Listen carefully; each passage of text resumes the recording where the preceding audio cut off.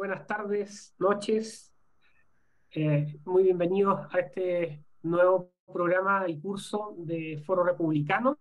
Que le habla Andrés Barrientos, director académico de la corporación. Darle la más cordial bienvenida a todos los que asisten el día de hoy en este nuevo curso que se trata principalmente de un tema que conversamos el año pasado de mucha inquietud, que era estudiar autores de la izquierda y su pensamiento. Entonces, en este curso breve van a haber cuatro autores principales, que es de Sousa Santos, Ernesto Laclau, García Linera y Guattari Condelès, que tienen ahí un tema muy similar en el pensamiento. Y el día de hoy tenemos la primera sesión con el profesor Julio Alvear, que es muy bienvenido el día de hoy.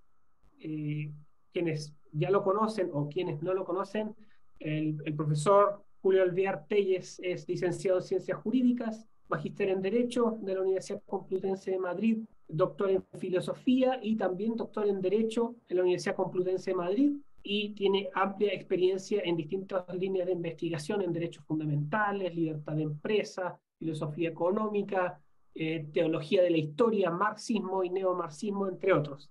Así que muy bienvenido, profesor, y aquí el escenario virtual es todo completamente de usted. Muy bien, muchas gracias. No sé, Andrés o Valeria, ¿cuánto tiempo tengo para la exposición y después para conversar un poco?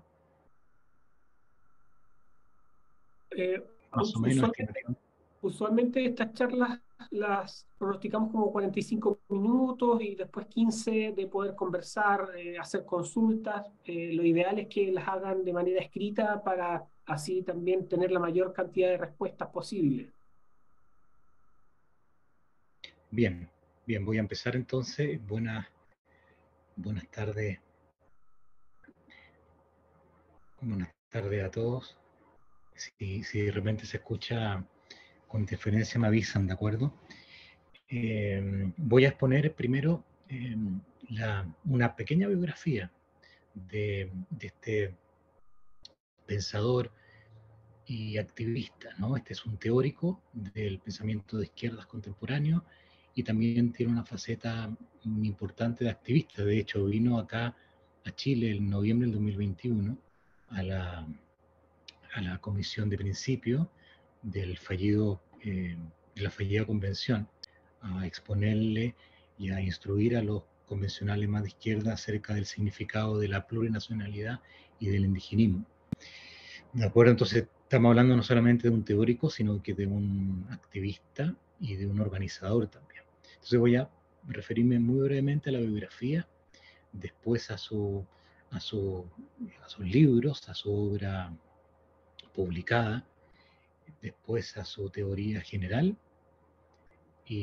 o al menos trazo de la teoría general, y finalmente vamos a leer algunos textos que anudan algunos puntos relevantes de su teoría en relación con la política, ¿de acuerdo? La política de las izquierdas, el avance de la política de las izquierdas. Eh, lo primero que sorprende a este autor es cómo vienen organizando las cosas desde, desde la década de los 60, 70. Boaventura de Sousa Santos tiene en este momento 82 años, está vivo, nació el año 1940, se doctoró en la Universidad de Yale, luego de una temporada de estudios en Berlín. Es portugués, durante toda su vida ha estado vinculado a una cátedra que él fundó, la Cátedra de Sociología de la Facultad de Economía de la Universidad de Coimbra. Y es director también de un centro de estudios sociales de esa universidad, donde se coordinan el trabajo de campo a partir del cual él y su equipo, porque tiene un equipo de gente, ha inducido las teorías eh, sociológicas y antropológicas que ha formalizado. Ha sido uno de los promotores e impulsores del Foro Social Mundial, fundado en el año 2001, eh, como respuesta, ¿no es cierto?, a lo que se llama el liberalismo, el neoliberalismo, está muy también activo en sus vínculos con CLACSO, el Consejo Latinoamericano de Ciencias Sociales, que maneja un gran financiamiento para publicar y difundir las obras de los maestros de pensamiento de izquierda que influyen en Latinoamérica. También ha viajado bastante a distintos lugares: Brasil, Cabo Verde, Macao, Mozambique, África del Sur, Colombia, Bolivia, Ecuador, India, etc. No los voy a aburrir, porque lo que quiero recalcar es que cuentan con mucho financiamiento para viajar a distintas partes del mundo y observar las realidades desde los marcos teóricos en donde ellos las observan, y después, ¿no es cierto?, publicar su teoría de contraglobalización, sus paradigmas teóricos para la transformación política, social y cultural de Occidente, y en particular de los países del sur. Él participa también, de Sousa Santos, en la coordinación científica de algunas líneas del programa de doctorado en la Universidad de Coimbra, la vinculada al derecho, la justicia y la ciudadanía, del siglo XXI, la democracia del siglo XXI y los postcolonialismos y la ciudadanía global. Me enfoco en la palabra colonialismo, que es una de sus vetas fundamentales de su teoría. El listado de obras, él, como portugués, claro, publica sus obras en ese idioma, pero han sido traducidas a diversas lenguas del mundo. La mayor parte están traducidas al español, si bien que en lengua española no se han respetado siempre los títulos, donde en los que él ha publicado sus principales obras, y algunas llevan títulos eh, feliz que no sea ya.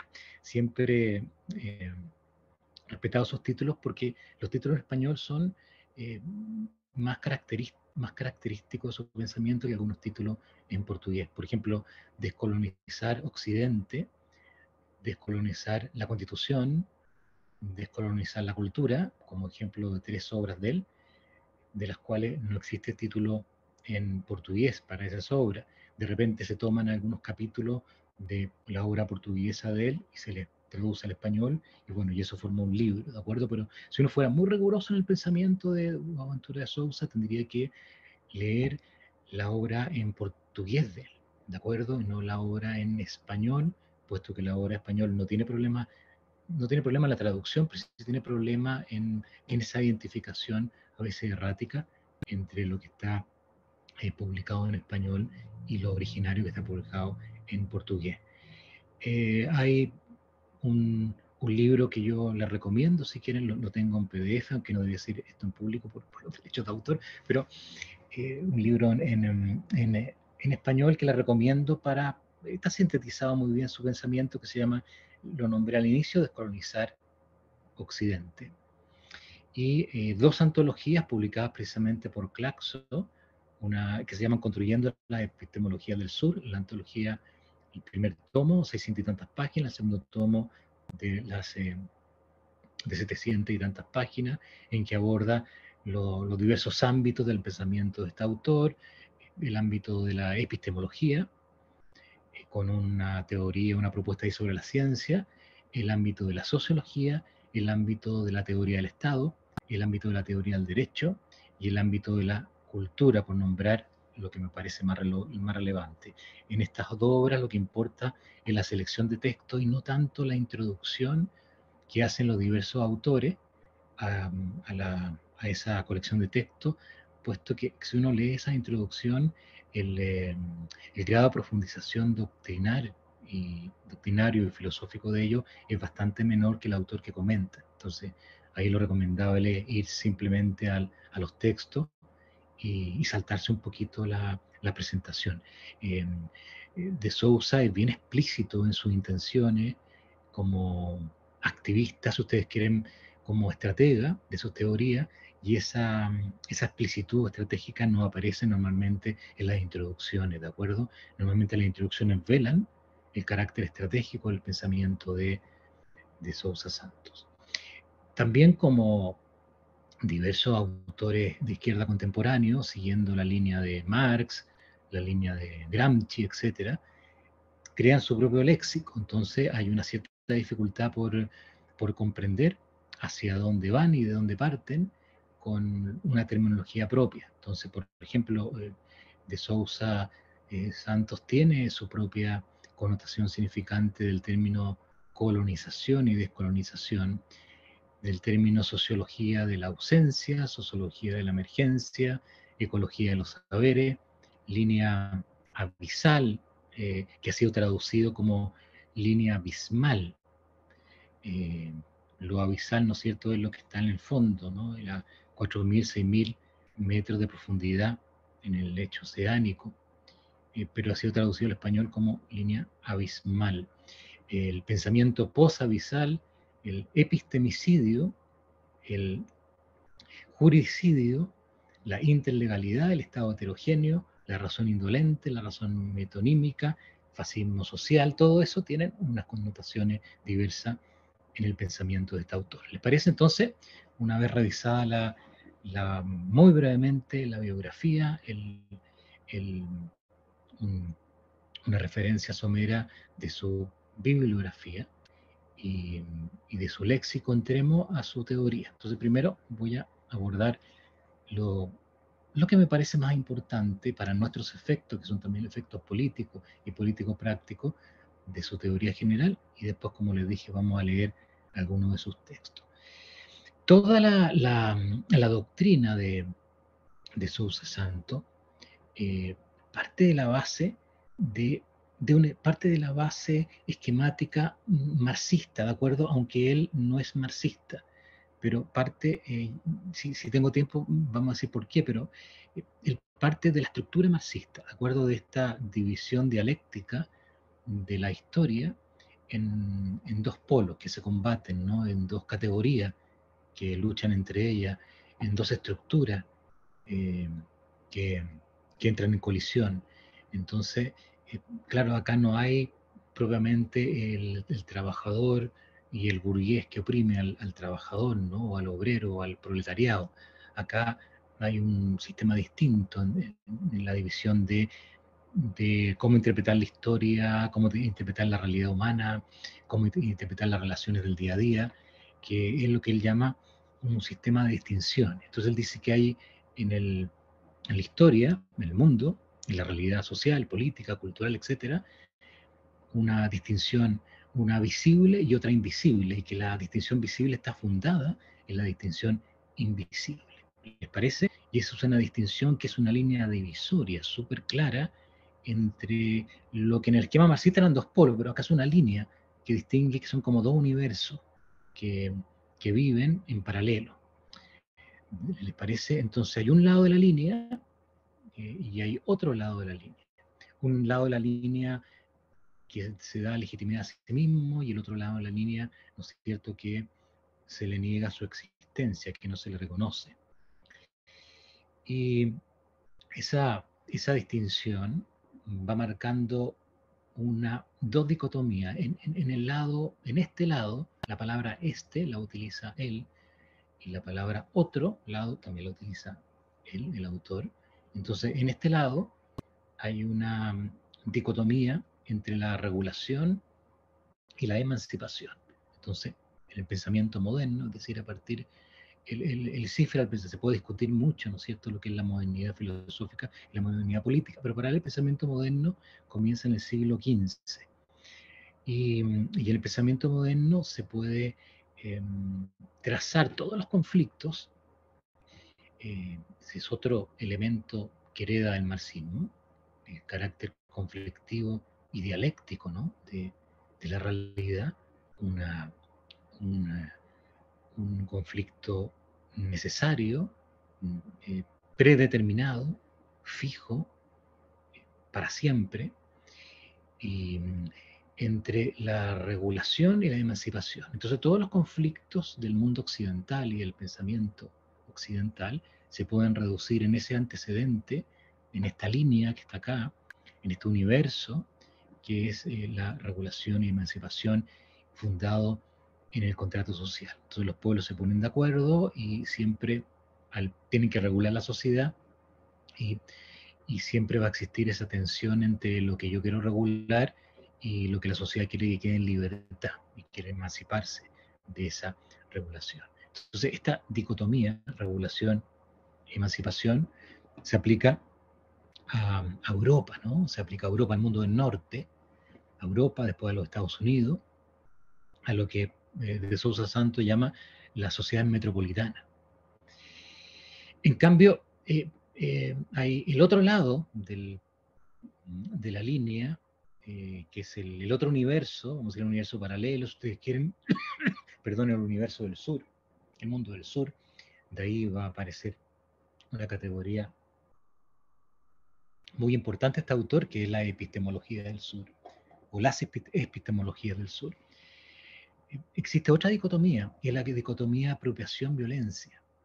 Y uno se pregunta, bueno, ¿apropiación-violencia de quién? Bueno, la apropiación del terreno físico, cultural, político, del mundo del trabajo, etcétera, de la sociedad metropolitana respecto de las colonias. Entonces, el otro lado es el mundo colonial. Y el mundo colonial está sometido a esta bipolaridad, apropiación, violencia, por parte de las sociedades metropolitanas. Entonces, esta visibilidad de la tensión, regulación, emancipación, vive de la invisibilidad de la dicotomía apropiación-violencia que le aplica a la sociedad, a la sociedad no, al mundo o al universo colonial. Y este mundo colonial es el mundo violentado, apropiado por la sociedad metropolitana, por las sociedades metropolitanas, vamos a decir el norte, por la vía de la eliminación de los sujetos, y algo muy importante, porque acá uno comprende, por ejemplo, gran parte de las ideas matrices del proceso constituyente chileno, el primer proceso constituyente chileno, a través también del proceso civilizatorio, porque el proceso civilizatorio de las sociedades del norte, de la sociedad metropolitana, consiste en un proceso de apropiación y agresión y del mundo colonial, de la otra línea. Entonces, todo lo que sucede en la otra línea, del otro lado, para este autor se invisibiliza, no se reconoce. Es una diferencia que es como si uno agarrara la escoba y bota, ¿no es cierto?, esa basura, esa subhumanidad, eh, por la vía de no reconocer las diferencias existentes y no incorporar esa diferencia a una misma civilización. Entonces, hay una parte de la humanidad que vive del sacrificio de la otra parte de la humanidad, y esa parte de la humanidad, la que está a este lado, es la que se considera universal. No obstante, existir todo ese otro lado, pero ese otro lado, como no es reconocido, como es apropiado, como es, comillas, civilizado, es decir, colonizado por el lado de acá, ese otro lado no existe, es invisible. Entonces, los criterios que se utilizan del lado de acá, de estas sociedades que son hegemónicas, que son las sociedades metropolitanas, esos criterios son universales, porque se postula que son universales, pero no son universales. Y vamos a explicar la importancia que tiene esto, ¿de acuerdo? ¿Cómo vamos a aterrizar esto? Porque esto, claro, uno dice, pero ¿a quién se le ocurrió esto? Puede tener algunos elementos ¿no? de razón en ciertas descripciones históricas, pero como teoría, como postulado, como clave de interpretación de toda la historia y la realidad, no deja de ser una visión muy reductiva, ¿no? Entonces uno se pregunta, pero ¿qué importancia tiene esto? Entonces, acá lo relevante es cómo va a aplicar esto al flujo de transformaciones políticas, sociales y culturales que este autor propone junto con otros autores en los movimientos de izquierda contemporáneos.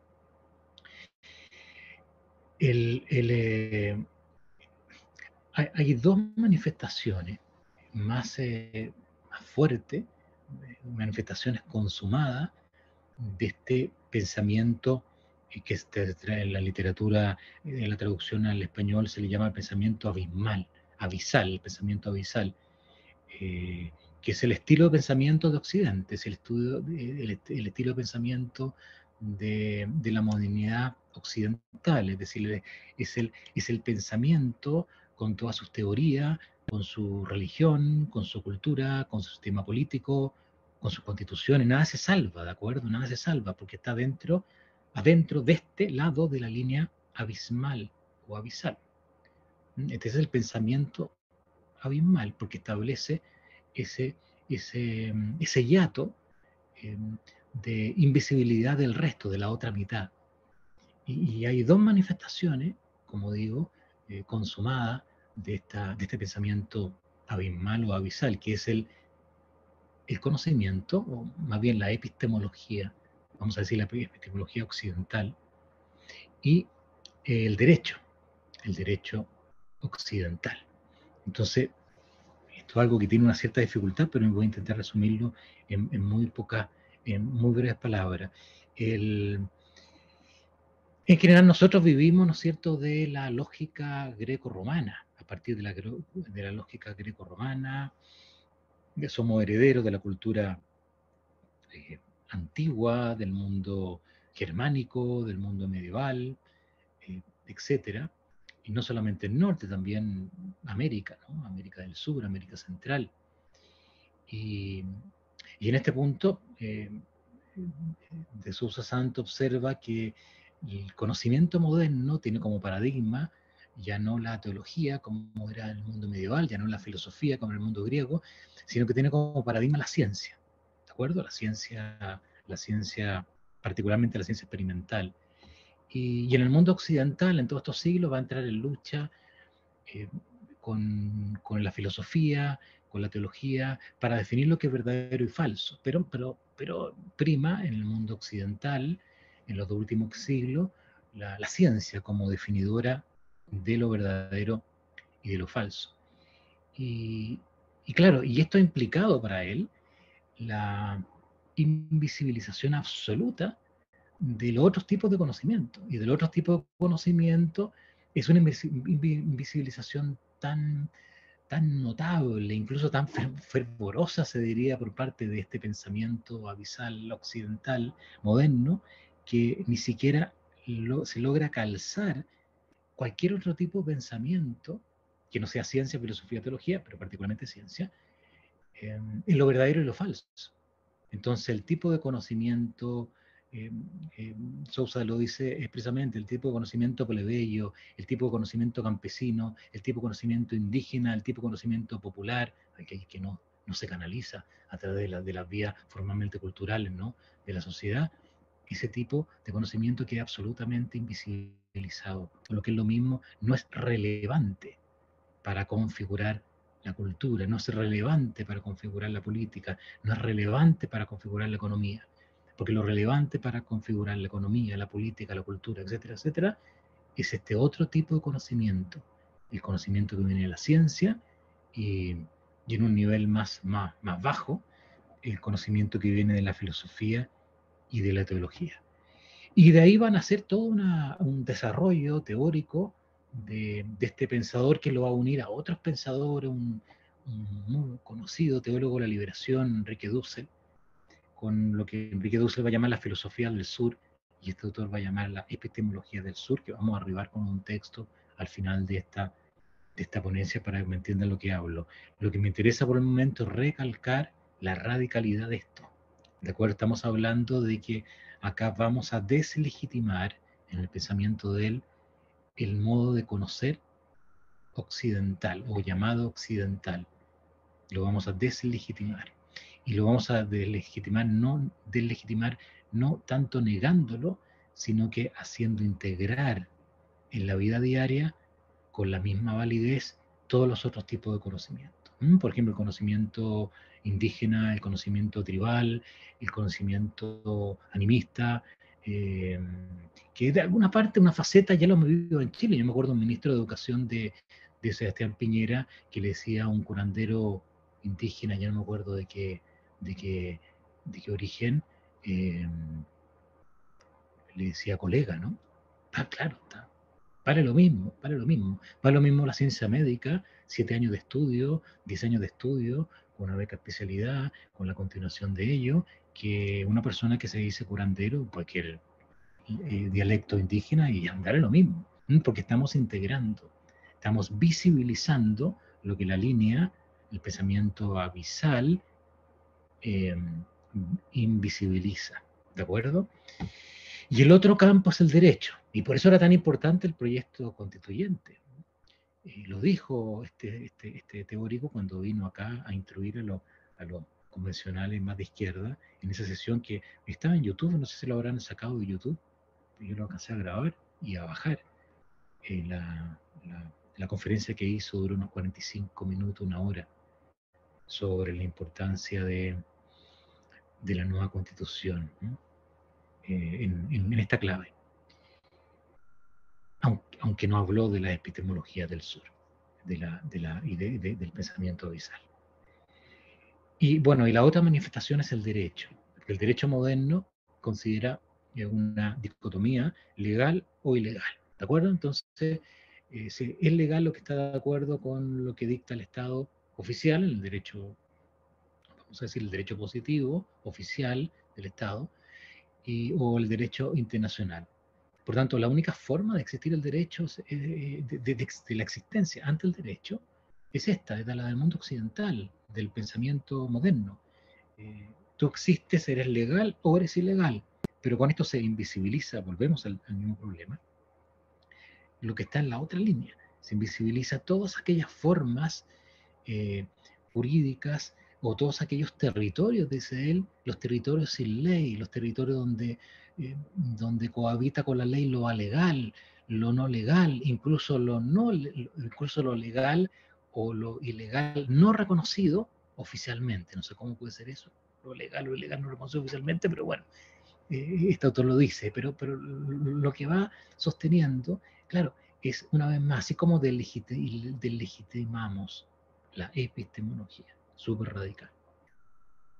Delegitimamos algo que es menos radical, porque está menos en la raíz, pero probablemente más importante, porque es lo que permite ordenar la sociedad y regular en la base las relaciones sociales y la justicia, que es el derecho.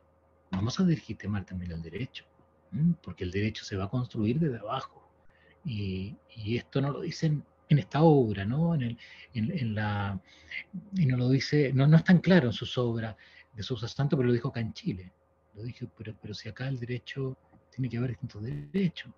Cada territorio, de ahí el concepto de territorio, cada territorio tiene su derecho.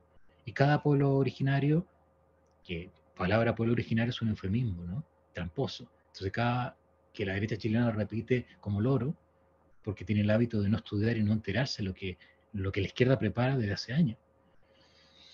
Y claro, y acá dijo, cada territorio tiene que tener su derecho y vamos a, también no solamente cada territorio, sino que cada comunidad. Entonces vamos a hablar de un derecho feminista, de un derecho indígena, de un derecho socialista, de un derecho comunista.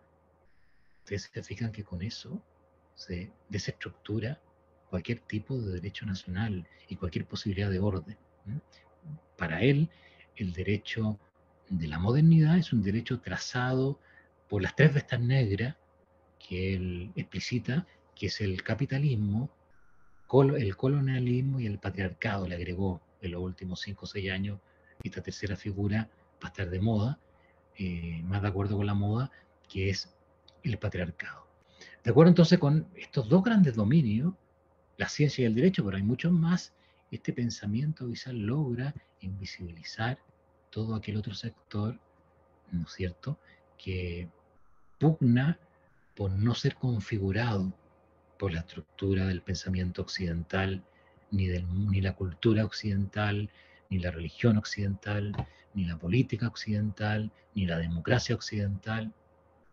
Y entonces acá se plantea como la injusticia social global, porque Sousa habla de una contraglobalización, la injusticia social global eh, tiene que dar un grito en que va íntimamente unida con la injusticia cognitiva global, ¿de acuerdo? La injusticia cognitiva global.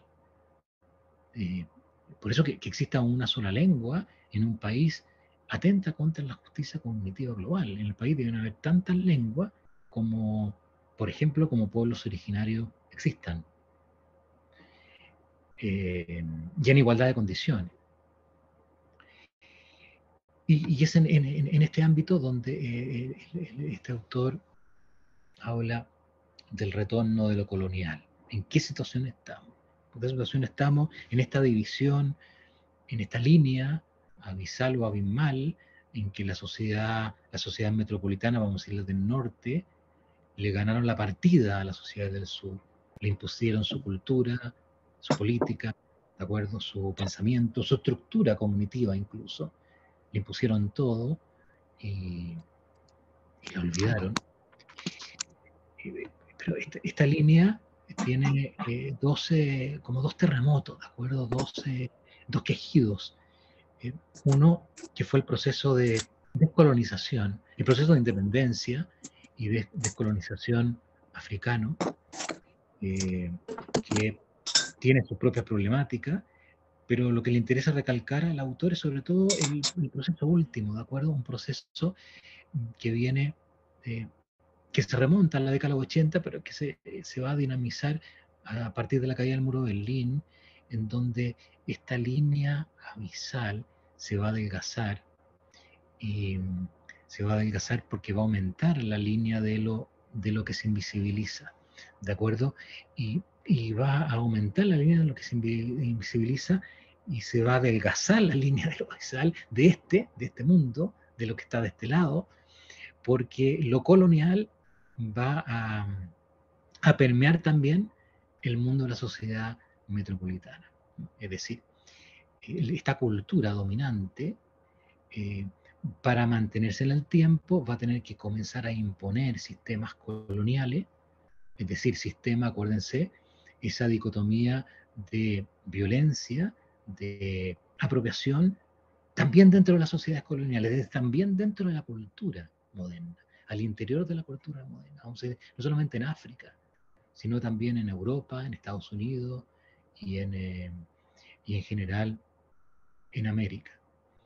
Y por lo tanto hay un intento, ¿no?, de colonizar aquellos descontentos que hay, o recolonizar aquellos descontentos que hay o que se despierta en la sociedad occidental, particularmente a través del capitalismo, a través del neoliberalismo.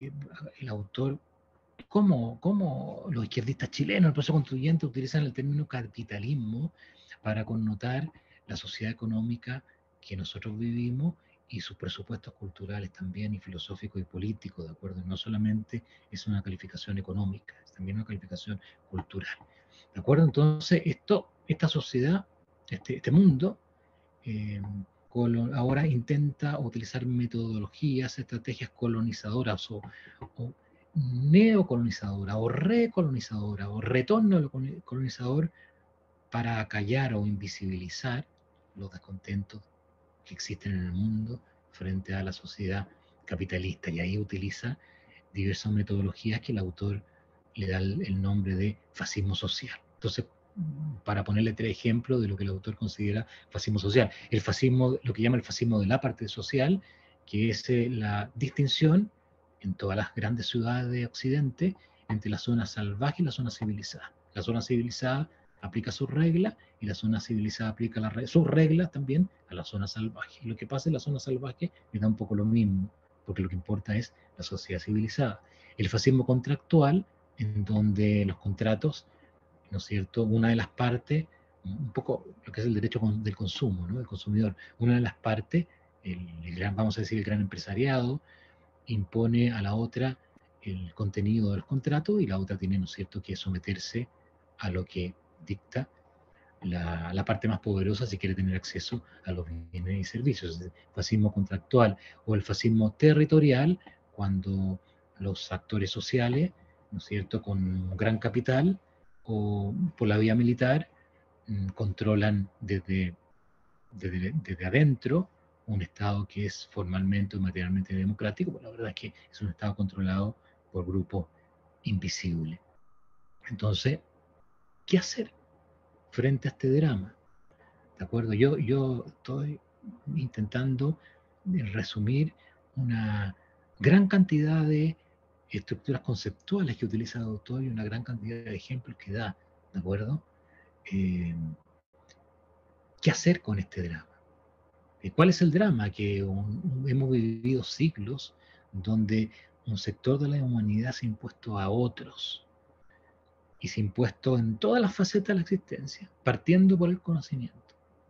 Entonces, el autor dice, vamos a intentar organizar movimientos, redes, reformas políticas, reformas constitucionales, transformaciones sociales, que nos lleven hacia lo que él llama el pensamiento post-abismal, o post-abisal. Post-abisal, mejor decir que post-abismal.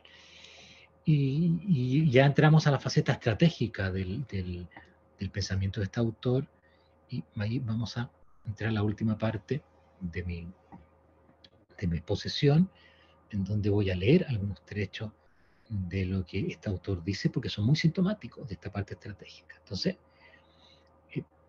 miren lo que él dice del pensamiento post-abismal o post-abisal. Dice que consiste en la amplificación. Estoy leyendo literalmente, la amplificación simbólica de muestras. Amplificación simbólica de muestras, de pistas y de tendencias latentes que, a pesar de incoadas y fragmentadas, dan lugar a nuevas constelaciones de significado en lo que concierne al entendimiento y la transformación del mundo. ¿Ustedes se acuerdan la performance de las tesis y otras manifestaciones artísticas en Chile, y otras manifestaciones, el perro Matapaco, ya no me acuerdo cómo se llamaba, creo que así, hacen parte de esto, ¿no? De esta amplificación simbólica.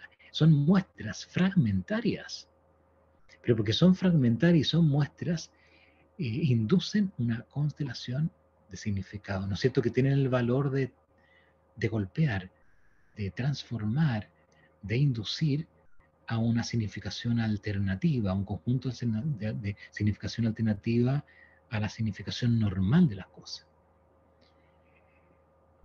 Y precisando más el tema, dice, hay que tender al conjunto extenso de redes, iniciativas, organizaciones y movimientos que luchen contra la exclusión. Acuérdense la línea abisal. Exclusión, los que están al otro lado. Exclusión económica, social, política, cultural, generada por la encarnación más reciente del capitalismo global. Estas iniciativas, movimientos y luchas son animadas por un ethos redistributivo, que es lo que se vio en la convención, en su sentido más amplio, implicando la redistribución, fíjese usted, la redistribución de los recursos materiales, sociales, culturales y simbólicos, y como tal, que estén basados en el principio de la igualdad y en el principio de la diferencia. El nuevo proyecto, perdón, el nuevo no, el fenecido proyecto de constitución había una redistribución de casi todo, una distribución de territorios, una redistribución del presupuesto nacional, una redistribución que tendía, ¿no es cierto?, esa redistribución cultural, no solamente, por cierto, material, una redistribución política, acuérdense, ¿no?, de la participación activa que iban a tener los llamados pueblos originarios, los llamados 11 pueblos, si mi memoria no me falla, en el Congreso, en la gestión de la inversión del Estado, estaban redistribuyendo. Y este otro punto importante, cuanto más entendimientos no occidentales, ¿de acuerdo?, le hace occidental nuestro modo de pensar, no solamente el contenido de lo pensado, sino nuestro modo de pensar. Cuanto más entendimientos no occidentales fueran identificados, esto es una estrategia de identificarlos y no inventarlos, más evidente se tornará el hecho de que muchos otros esperan ser identificados, y que las comprensiones híbridas, mezclando elementos occidentales y no occidentales, son virtualmente infinitas. Acá tienen todo el mundo, ¿no es cierto?, del pansexualismo, del mundo trans y del género. Acá está toda la estrategia, ¿no? El pensamiento posabisal proviene así de la idea de que la diversidad del mundo es inagotable y que esa diversidad todavía carece de una adecuada epistemología. Este autor deja abiertas muchas cosas porque él habla también de la utopía, ¿de acuerdo? Entonces hay muchas cosas que van a quedar abiertas, que se van a ir rehaciendo en materia política, social, cultural, según el amasijo de fuerza que se logre. Voy terminando porque me quedan 5 minutos. Derechos humanos. Les he hablado del pensamiento posabisal, que es la clave, así como el pensamiento abisal es la clave de él para interpretar la historia y la lucha política. El pensamiento posabisal es la clave para la estrategia política futura, lo que se debe hacer, lo que se está haciendo por parte de los movimientos de izquierda coordinados internacionalmente o por sectores o por regiones. Pero también hay otras categorías en que les da vuelta, mucha vuelta para ver su utilidad. Por ejemplo, la categoría de derechos humanos, la categoría de epistemología del sur, la categoría de constitución, por nombrar alguno. ¿Qué es lo que dice de los derechos humanos? Sorprende como las derechas en Chile, cuando comienzan a hablar el lenguaje de derechos humanos, no tienen ninguna prevención. Como que si todos estuviéramos hablando de lo mismo, no, es que no estamos hablando de lo mismo. ¿Qué es lo que dice de Sousa Santos? Lo voy a leer textualmente. Tanto en los países del centro como en el mundo del desarrollo, las fuerzas progresistas prefirieron, hasta la caída del muro de Berlín, el lenguaje de la revolución y del socialismo a la hora de formular una política emancipadora.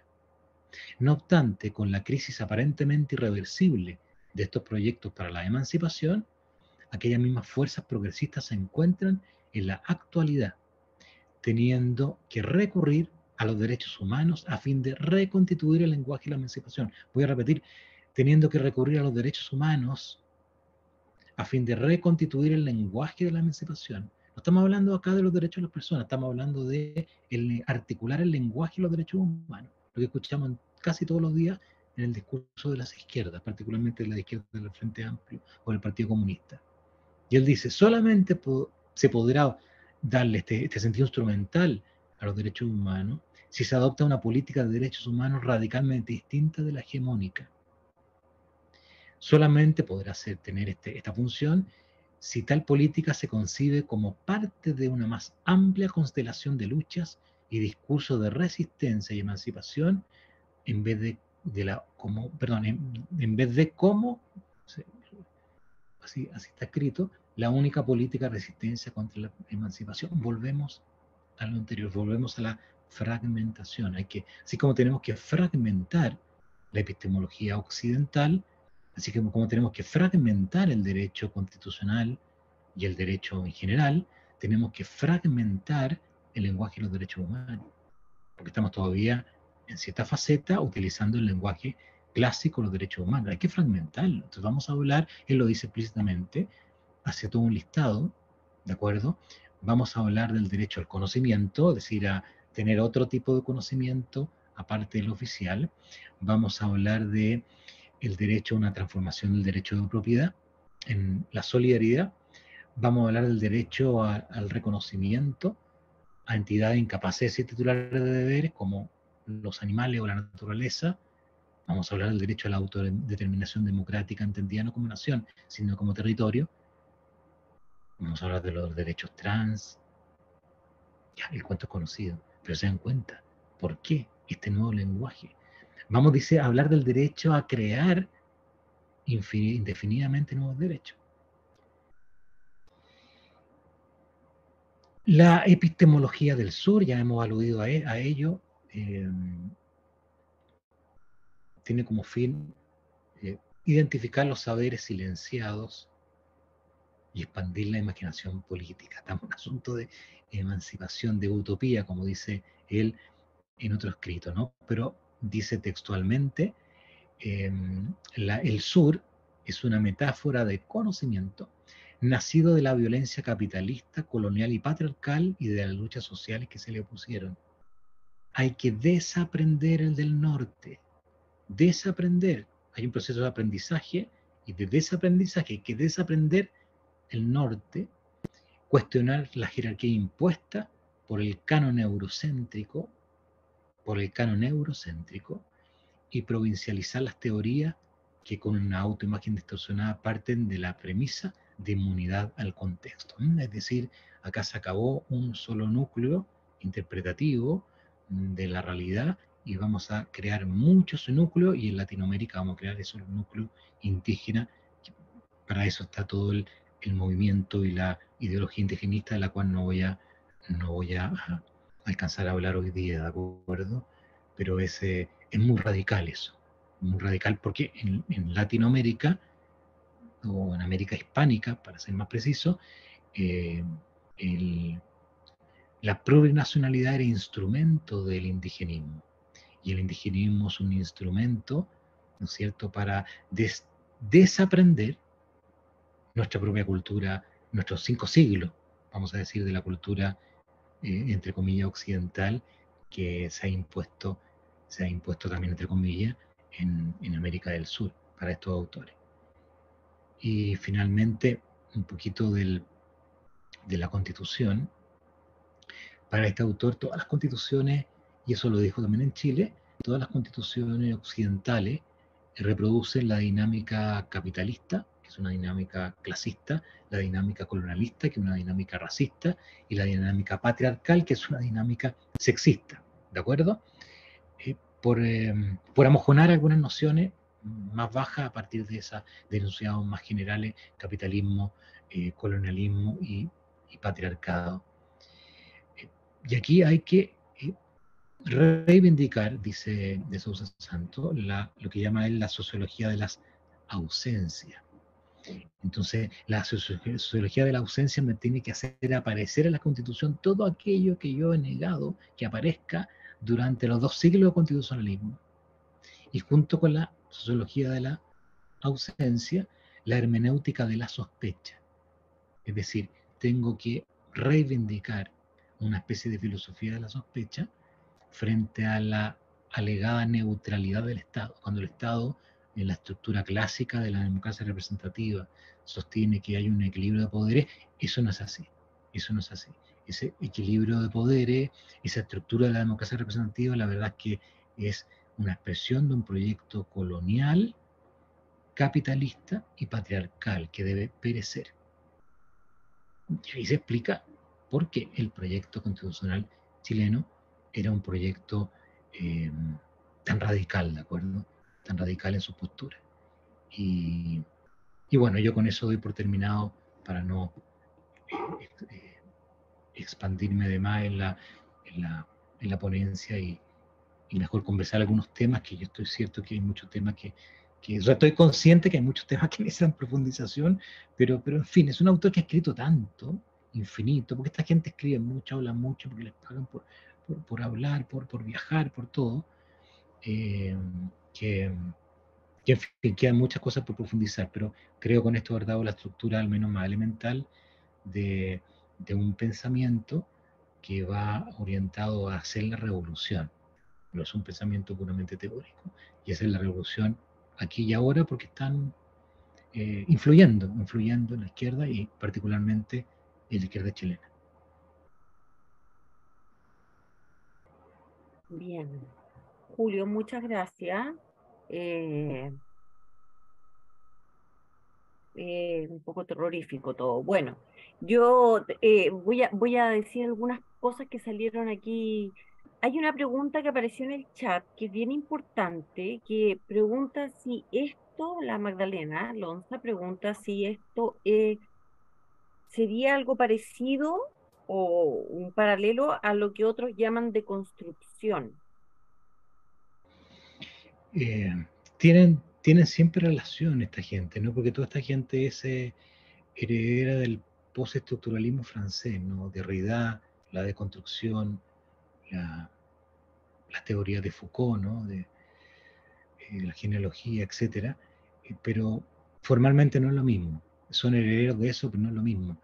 Eh, eh, a, a De Souza no le interesa tanto de construir el lenguaje, ya como es el trabajo de Derrida y la estrategia de Derrida de la deconstrucción.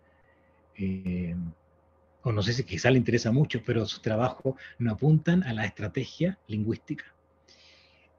Por resaltar una de las facetas más brillantes de los trabajos de Derrida. A lo que a él le importa es reconstruir la teoría política y descolonizar, más que la desconstrucción, la descolonización de la cultura. ¿De acuerdo? La descolonización de la democracia, el sistema democrático contemporáneo, la descolonización de Occidente. Como dice uno de los libros, la traducción al español de uno de esos libros. Entonces, el concepto basal de él va a considerar ese elemento, la descolonización. ¿De acuerdo? La descolonización. ¿Y qué es lo que la colonización para él? Es como el sur, es una metáfora. La colonización es el colonizado es el que tiene conciencia de que ha sufrido generacionalmente, no solamente él en su vida, sino que por generaciones, ha sufrido la opresión y la violencia y la imposición de otros códigos, de otros sistemas civilizatorios. Y se revela para destruirlo. Entonces, el colonizado tiene esos dos movimientos, el conocimiento de que ha sido oprimido estructuralmente, incluso epistemológicamente, y el movimiento de rebeldía para eso. Y si ustedes se fijan, todo el discurso de la izquierda chilena en el mal llamado estallido social y los símbolos, la bandera esa inventada, no me acuerdo cómo se llama, esa inventada mapuche el año 92, son significados descolonizadores, ¿no? Esa frase, no son 30 años, son 500 años. ¿Yo qué estoy hablando de ahí? Estoy hablando de un trabajo de descolonizar, en donde todo el discurso indigenista lo utilizo para ese juego de me han colonizado, ahora debo descolonizar los 3 siglos hispánicos y los 2 siglos republicanos. Por eso voy a botar a la basura no solamente la Constitución del 80, voy a botar a la basura toda la tradición política y constitucional chilena. No me importa esa tradición, no me importa, porque tampoco me importa la historia de Chile. Por eso voy a derrumbar los monumentos, no me importa, porque tengo que descolonizar. ¿Les parece? Entonces, yo creo que la estructura acá en este autor, el eje, uno de los ejes, es la descolonización. Muy bien. ¿Alguien quiere hacer alguna pregunta? Les recuerdo que ojalá hacer preguntas, sobre todo en estos temas en los que somos tan ignorantes, hacer preguntas o comentarios pero a los que les pueda sacar el jugo el expositor. Si acá hay una dice, ¿qué influencia tuvo Sousa Santos en el Foro de Sao Paulo? No, no he estudiado yo ese vínculo, no lo he estudiado, ¿de acuerdo? Que ya se puede googlear fácilmente, pero a mí me parece que él está más vinculado al Foro Mundial Social, porque está más comprometido con la teoría que debe ser llevada a la práctica que con los políticos, con los agentes políticos contingentes, que es más bien el foro de Sao Paulo, pero no me extrañaría que existieran vínculos. Pero este señor viaja por muchas partes, tampoco necesita vínculos tan institucionales, ¿no? Hasta México, estuvo en la universidad, hay en YouTube una conferencia de él de 1 hora y media, ¿no? En la universidad, es la más famosa de México, no sé, Valeria, si me ayuda, no me acuerdo cómo se llama, la autónoma, creo, de México. Hay una conferencia bien interesante de él, en donde lo entrevista a este teólogo de la liberación que yo había hablado, Enrique Dussel. Claro, y está lleno de gente de izquierda, ¿no? La formación de gente de izquierda. Acá hay una pregunta. ¿El nuevo proceso constitucional considera elementos de lo que de lo que nos hablaste hoy, Julio? No, hasta el momento no, pero hay que ver, ¿no? Hay que ver cómo resulta. Porque esa pregunta la vamos a dejar para el final. ¿Este pensamiento tiene posibilidad de prosperar en el pueblo chileno actualmente, quizás en los jóvenes influenciados Absolutamente. por... O sea, es uno de los elementos fundantes del pensamiento de izquierda hoy día en en los jóvenes universitarios, lo que los profesores trasladan a los jóvenes universitarios. Piensen ustedes que muchos de esos jóvenes han sido en los colegios, como historia, han leído las obras de Baradit, perdón por decirle obra, ¿de acuerdo? Estos libros de Baradit, y otras obras que son corrosivas de la historia chilena. Entonces, si ustedes parten de la base que no tienen nada que agradecer a la historia de su país, si ustedes parten de la base que la patria no existe, porque la patria la construimos por un acto de voluntad futura y no es una realidad histórica que nos impulsa y nos llena de deberes, ¿no es cierto?, hacia el pasado, el presente y el futuro. Claro, es que todo lo que dice este autor tiene sentido. Y tiene sentido entonces descolonizar. Así como la década de los 60 decía, vamos a desalambrar una de las canciones más conocidas de la Unidad Popular, ahora vamos a descolonizar, vamos a descolonizar. Si es que no tenemos amor por lo nuestro, no tenemos por qué tener amor por lo nuestro, porque lo nuestro es colonialismo. ¿Se dan cuenta? Y entonces, claro, en la juventud, en las personas formadas, esto no tiene mucha importancia. Pero en la juventud, yo diría la generación joven, si ustedes quieren, en el Frente Amplio, de izquierdas, que no quieren no deberle nada al pasado, porque no tienen nada que ver con el pasado, en ese mundo utópico. Este es una de las mechas para la explosión. Y que este proyecto, el actual, aún no lo tenga, no significa que no lo pueda tener, o no significa que en el mundo de del socialismo, no sé, el socialismo democrático, el mundo del Frente Amplio, el Partido Comunista, estas ideas no estén presentes, están muy presentes, entre otras ideas, por cierto, de la izquierda latinoamericana. ¿De acuerdo? Entonces, acá hay otra pregunta que dice, es difícil entender este tipo de información, tal vez si nos tomamos o nos fumamos algo, se puede entender. No sé si el fumar digamos, de ironía o de verdad, porque uno puede fumar un buen puro, un buen cigarro con un whisky, y claro, se puede pensar también en esto, ¿de acuerdo? Y tanta tontera, claro, es tontera, pero tampoco es tan tontera, ¿de acuerdo? Porque Sousa hace análisis de la realidad histórica, a veces agudo, ¿de acuerdo? Como todos los autores, eh, a veces agudo. Lo que pasa, claro, es un tipo que reinterpreta todo de acuerdo con unas teorías que al final son extravagantes, pero, pero es un autor que tiene peso, ¿de acuerdo? No es un autor banal, no es un charlatán. Y ustedes pueden googlearlo ahí en YouTube y pueden escucharlo si tienen tiempo, y si no tienen no hay problema. No hay que perder el tiempo tampoco, hay muchas otras cosas que leer, pero en fin, para que nos dedicamos parte a esto, es interesante escucharlo, ¿no? Porque recoge ciertas inquietudes eh, de un mundo materialista, pero claro, ellos desvían las inquietudes y terminan destruyendo el mundo materialista y el no materialista, terminan tirando, ¿no es cierto?, con la tina a la guagua. Entonces, claro, pero tienen su interés, y son la gente que forman a la izquierda. Julio, antes de darle la palabra a Rosita, perdone que me entrometa, pero esta es una pregunta mía. ¿Cómo, cómo puede compaginar uno eh, lo que dice este autor con, con esto con con la Agenda 2030, por ejemplo, que se supone que es globalista, que ellos están contra el globalismo, pero al final ellos terminan siendo, este tipo de pensamiento termina siendo más de lo mismo, lo que la lleva desde el norte. ¿Qué, qué pasa ahí? No sé. Bueno, yo te puedo dar mi lectura, ¿de acuerdo? No la lectura del autor. Eh, pero claro, Boaventura Sousa es del norte, es de Portugal, vive muy bien, incluso tiene como premio la espada de la Santa, ¿no? Una espada que remonta y que evoca el mundo medieval de las dignidades. Entonces, claro, estos autores viven en esa contradicción vital, que para ellos no es contradicción, porque para ellos están agitando.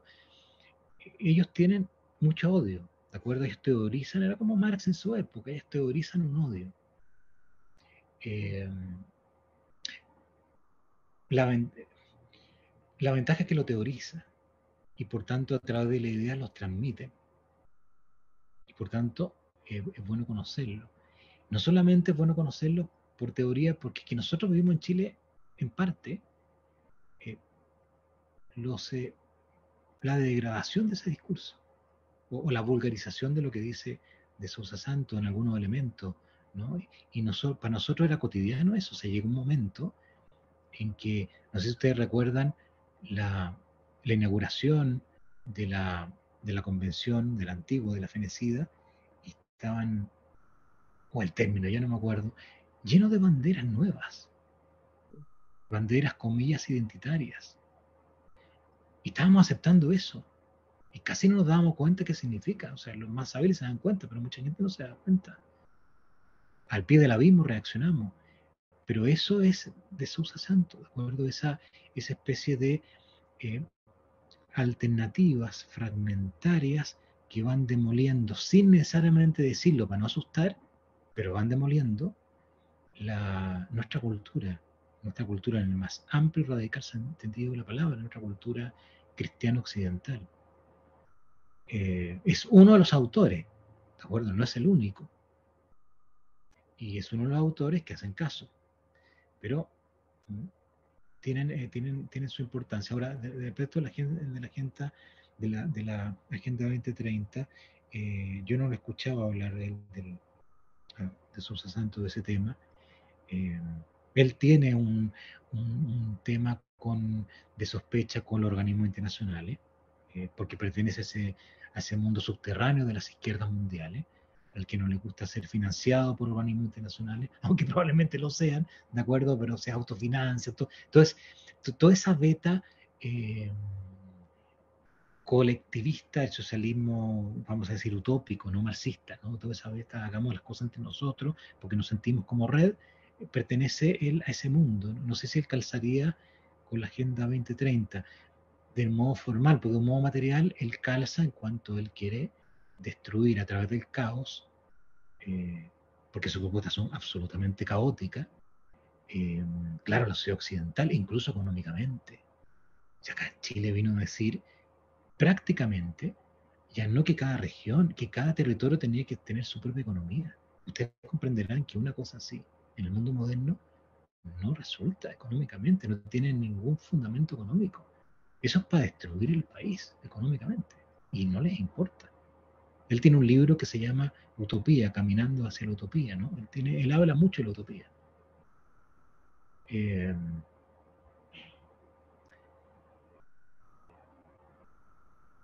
Eso, ¿de acuerdo, Valeria? No sé si es lo que te puedo Sí, responder respecto a ese tema. Sí, sí, y lo otro que es interesante es que ellos, ellos no son marxistas burocráticos, ¿de acuerdo? Ellos no son marxistas sí. institucionales.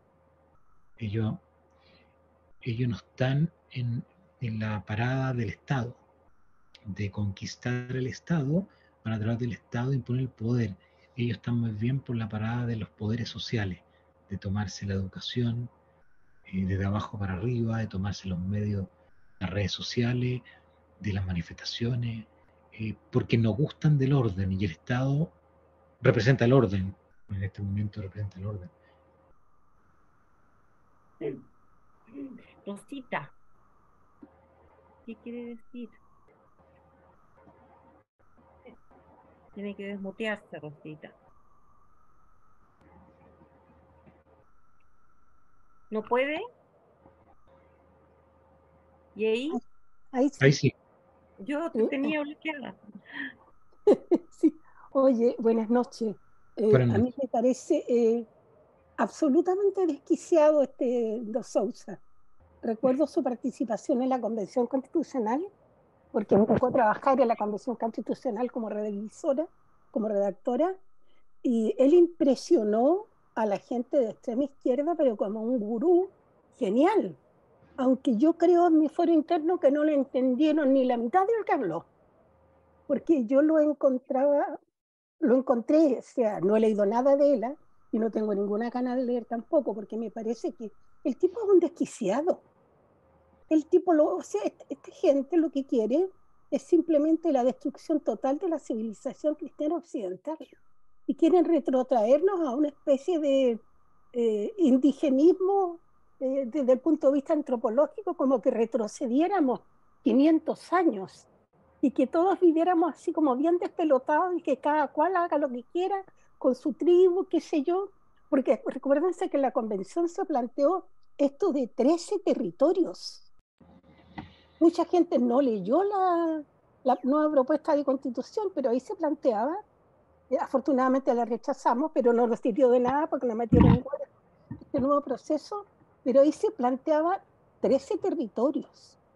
Y para mí, yo lo podría comparar con Baradit, porque en la comisión que me correspondió trabajar estaba Baradit y hablaba muy parecido.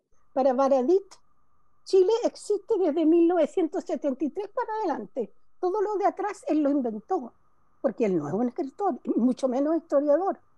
Él inventa. Y yo hice una similitud entre Baradit y este caballero. O sea, están, no sé, pues, a lo mejor es un prejuicio de vieja, ¿no? Pero están desquiciados. Ellos tienen una alteración del mundo, así, de una manera así como fantástica, abisal, como dices tú, así como llegar a lo más profundo, de lo más bajo, en un deseo de destruir todo lo que hay y ellos erguirse como los redentores del mundo. Esto es una destrucción total de la civilización cristiana occidental. A mí no me parece que sea positivo, o sea, quizás me interesaría leerlo como para que si a mi nieto en la universidad se lo quieren meter en la cabeza por adelantado, pero de otra manera no, porque no creo que me aporte nada positivo a mi acervo cultural, ni a mi nivel intelectual. Para mí él es un desquiciado simplemente, un inconformista, ¿qué decirte? Resentido, lleno de odio, lleno de desconfianza, con una ausencia de espiritualidad, pero muy profunda. Porque toda esta gente lo que más les caracteriza es una ausencia total de espiritualidad. Ellos son absolutamente materialistas, para ellos el espíritu, el alma no existe. ¿O me equivoco?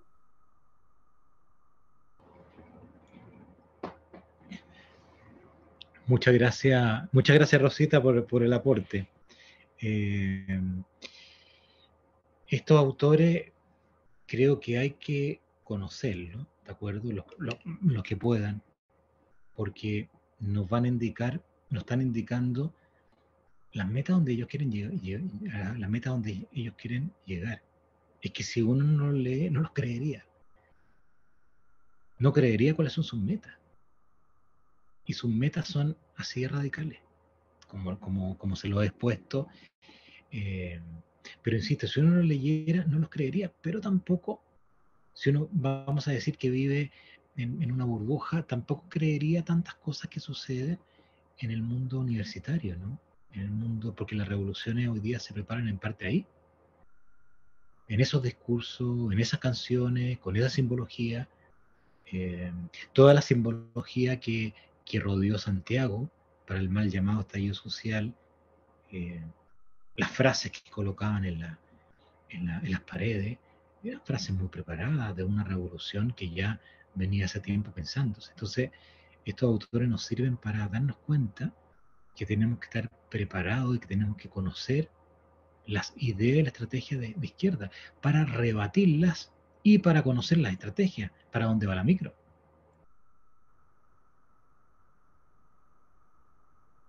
Tal cual.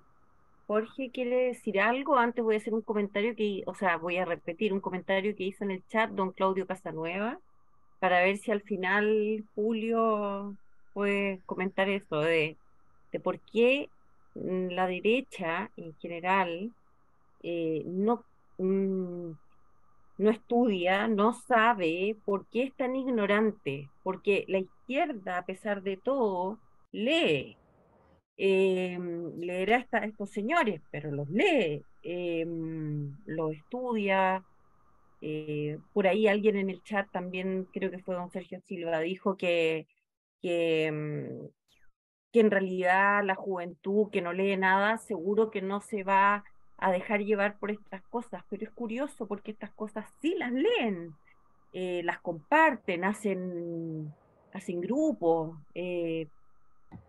Entonces, ¿qué pasa con la derecha que no? ¿Ah? Pero para después, porque ahora Jorge tiene que comentar algo.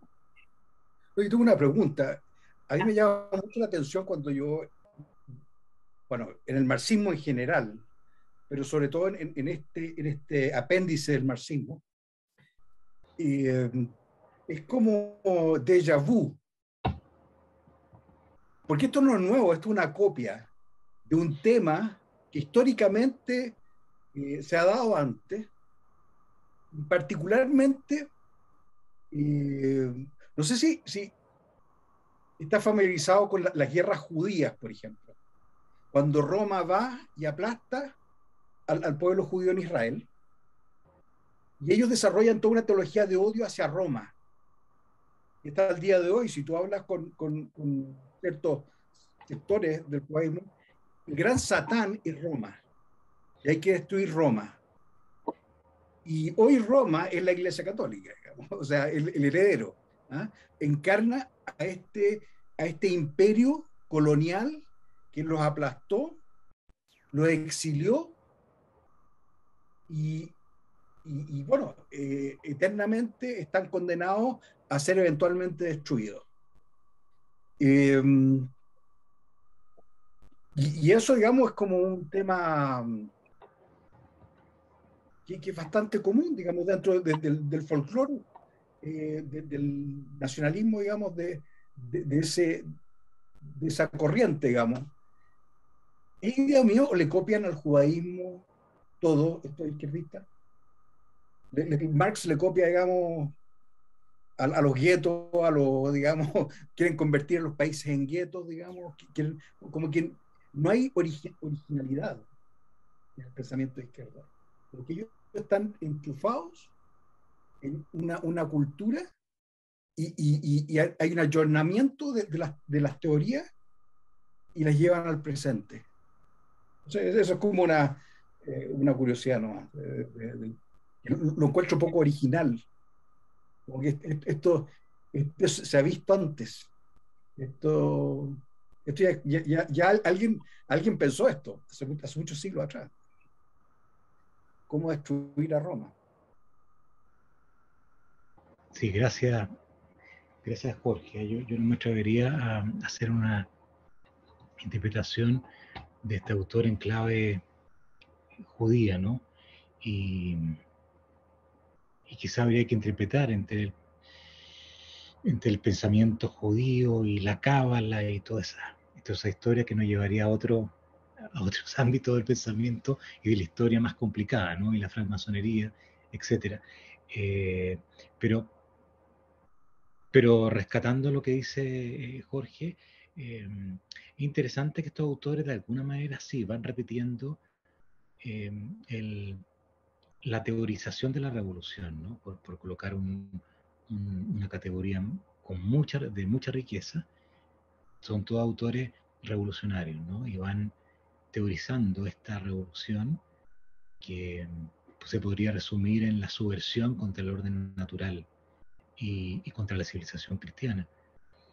Eh, y claro, van repitiendo algunos elementos, van remozando otros y van estudiando nuestra actual decadencia y cómo meter la cola del diablo en esa actual decadencia, ¿no? O en un mundo o en un Chile que sea bien consciente de su historia, todo lo que pasó no hubiera pasado. Se hubiera ido por otro lado, ¿no? Pero esto de esa tentación que vivió Chile, que no podemos desconocerla por más que haya ganado el rechazo, no podemos desconocer que existió esa tentación de refundar el país. Eso es muy radical. Eso es revolucionario, ¿no? Refundar el país. Bueno, y una de las corrientes teóricas para refundar el país, una de las tantas, es el pensamiento de este autor.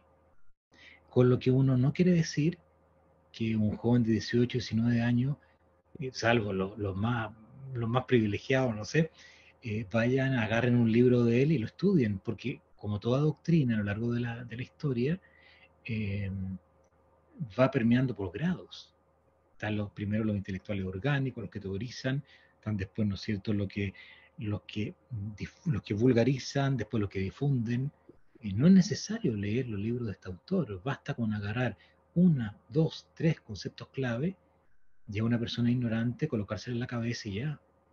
Basta agarrar la colonización, basta agarrar el término pueblo originario. Si hasta el día de hoy todo el mundo habla del pueblo originario. Y es una categoría política, que no es histórica. Está todo el mundo hablando de los pueblos originarios. Se dan cuenta entonces, claro, eh, no es que estos autores se han estudiado en sus libros, como Marx tampoco en su época era estudiado en sus libros, salvo la Unión Soviética, ¿no? Pero en Occidente, y no es que todo el mundo se leyera el Capital y todos los tomos del Capital, ¿no? Es que se va difundiendo por grado una doctrina hasta llegar a categoría operativa, que en definitiva es lo que importa a nivel político. Pero nosotros, en la medida de nuestras posibilidades, tenemos que conocer, ojalá las teorías, insisto, para saber hacia dónde van. Ahora, muchas de esas cosas no lo van a lograr, se van a torpecer entre ellos, pero es interesante conocer el nivel de odio que existe y las estrategias que tienen para hacer la revolución.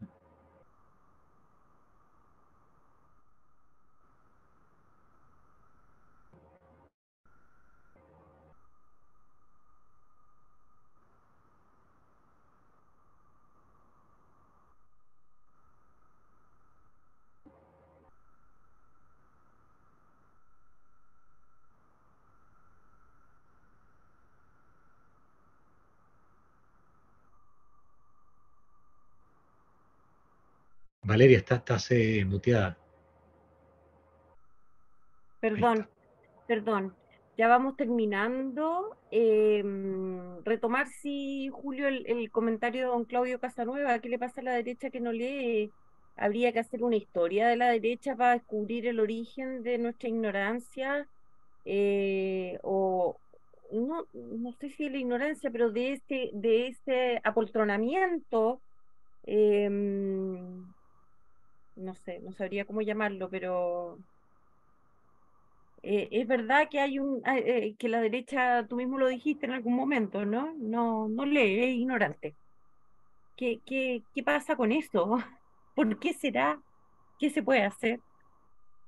Bueno, yo creo que es una pregunta que todos nos hacemos, ¿no? Y que tiene diversas causas, pero yo creo que una de las causas es que la derecha en general, pero digo la derecha chilena, ¿no? Porque en otros países es muy distinto, eh, se convirtió en una derecha económica, entonces, o puramente económica. Entonces, el pensamiento económico, eh, o el puro pensamiento económico, por ser suave en mi opinión, impidió reflexionar que, que las luchas políticas, planteemos esos términos, no se ganan solamente con estadísticas. Las luchas políticas se ganan con ideas, se ganan con cultura, se ganan con religión, se ganan, en fin, con moralidad, con una serie de elementos que va a reivindicar con el paso del tiempo la izquierda. Entonces, la izquierda le ha quitado muchas banderas a la derecha en Chile. Esa preocupación, comillas, por lo social, en otras partes son banderas de la derecha.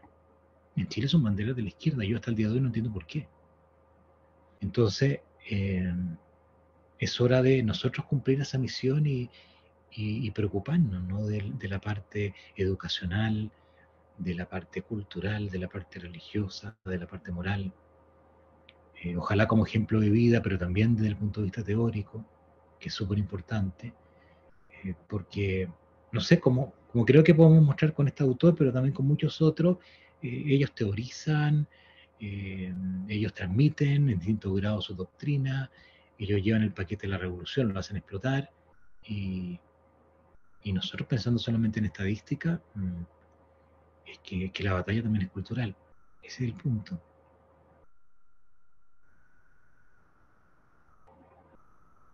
Tal cual, tal cual. Yo creo que por ahí va la cosa y tenemos que hacer un esfuerzo.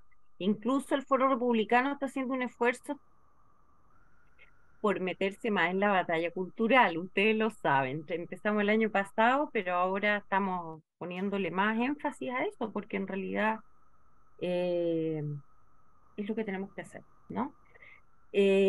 Julio, te agradecemos enormemente todo tu conocimiento, que lo compartes con tanta generosidad siempre y con tanta claridad. y con tanta paciencia, paciencia con nuestra ignorancia. Así es que muchas gracias y le agradezco a todos también. Ahí te están agradeciendo por el chat. Le agradezco a todos los que se pudieron conectar hoy día y nos vemos en este mismo curso el próximo martes. Mañana tenemos otro. ¿O no? ¿Mañana? ¿Miércoles? No, no, mañana no, perdón. La próxima semana empiezan otros dos que son bien importantes porque uno tiene que ver con el lenguaje y otro con grandes preguntas que se pueden contestar a la luz de la historia universal. Pero el del lenguaje tiene mucho que ver con lo que estábamos hablando hoy día. Entonces, es importante que ojalá se puedan conectar. Julio, mil gracias. Muchas gracias a ustedes. Nos vemos. Nos vemos. Que estén bien, cuídense. Chao a todos. Gracias, chao.